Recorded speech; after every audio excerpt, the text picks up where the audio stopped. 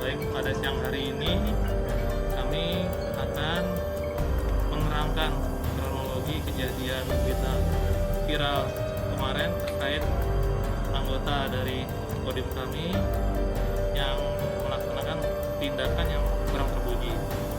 Nah, kemarin siang anggota kami itu buru-buru ya, karena akan melaksanakan tugasnya di desa Abi. Kebetulan BBM-nya habis ya.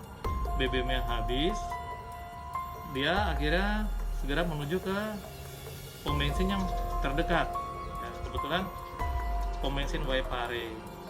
Begitu melihat antrian sangat panjang, beliau langsung ke depan.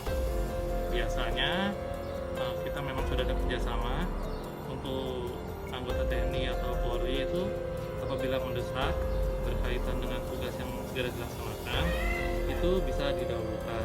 Tetapi ada kesalahpahaman dengan anggota SPBU sehingga terjadi insiden seperti ini.